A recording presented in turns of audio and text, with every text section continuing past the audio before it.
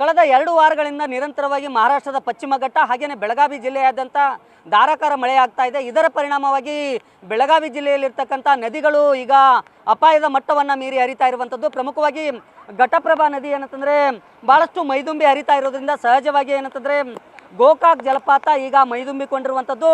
ಗೋಕಾಕ್ನ ಜಲಪಾತ ಸುಮಾರು 180 ಅಡಿ ಆಳಕ್ಕೆ ಏನಂತಂದರೆ ಬೀಳೋ ದೃಶ್ಯ ಏನಿದೆ ಇದನ್ನು ಕಣ್ತುಂಬಿಕೊಳ್ಳಲಿಕ್ಕೆ ನಿತ್ಯವೂ ಸಹ ಏನಂತಂದರೆ ಮಹಾರಾಷ್ಟ್ರ ಮತ್ತು ಕರ್ನಾಟಕ ಭಾಗದಿಂದ ಸಾವಿರಾರು ಸಂಖ್ಯೆಯಲ್ಲಿ ಏನಂತಂದರೆ ಪ್ರವಾಸಿಗರು ಆಗಮಿಸಿ ಈ ಒಂದು ಜಲಪಾತ ಏನಿದೆ ಜಲಪಾತವನ್ನು ಕಣ್ತುಂಬಿಕೊಳ್ಳುವಂಥದ್ದು.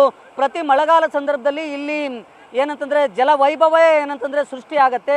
ಇದು ಏನಂತಂದರೆ ಈ ಏನು ಘಟಪ್ರಭಾ ನದಿಗೆ ಅಡ್ಡಲಾಗಿ ಏನು ಈ ಒಂದು ಜಲಪಾತ ಪ್ರತಿ ವರ್ಷ ಕಾಣಿಸುತ್ತೆ. ಇದು ಏನಂತಂದರೆ ಮುಂದೆ ಬಿಜಾಪುರ, ಬಾಗಲಕೋಟೆ, ಕೂಡಲ ಸಂಗಮದಲ್ಲಿ ಈ ಒಂದು ಘಟಪ್ರಭಾ ನದಿ ಸೇರ್ತಾ ಇರೋದ್ರಿಂದ ಸಹಜವಾಗಿ ಈ ನದಿ ಏನು ಜಲಪಾತ ಏನಿದೆ ಜಲಪಾತವನ್ನು ಕಣ್ತುಂಬಿಕೊಳ್ಳಲಿಕ್ಕೆ ಸಾವಿರಾರು ಸಂಖ್ಯೆಯಲ್ಲಿ ಪ್ರವಾಸಿಗರು ಆಗಮಿಸ್ತಾರೆ. ಬಂದಂಥ ಪ್ರವಾಸಿಗರು ಇಲ್ಲಿ ಎಂಜಾಯ್ನ ಮಾಡ್ತಾರೆ. ಈ ಬಾರಿ ಭಾಳಷ್ಟು ಏನಂತಂದರೆ ಈ ಜಲಪಾತ ನೋಡೋದು ಕಣ್ಮನವನ್ನು ಸೆಳೀತಾ ಇದೆ.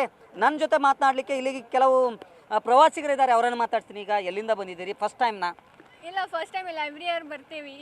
ಇದೇ ಸೀನಲ್ಲಿ ನೋಡೋಕ್ಕೆ, ಸೆಲ್ಫಿ ತೊಗೊಳಕ್ಕೆ, ರೀಲ್ಸ್ ಮಾಡಲಿಕ್ಕೆ ಮನಸ್ಸಿಗೆ ತುಂಬ ಶಾಂತಿ ಸಿಗುತ್ತೆ. ಸಿಟಿಯಲ್ಲಿ ಇರೋದೆಲ್ಲ ಗಲಿಬಿಲಿಯಿಂದ ಇಲ್ಲಿ ಬಂದು ಶಾಂತಿ ಸಿಗುತ್ತದೆ. ಎಲ್ಲಿಂದ ಬಂದಿದ್ದೀರಿ? ನಾನು ಬೆಳಗಾವಿಯಿಂದ ಬಂದಿದ್ದೆ.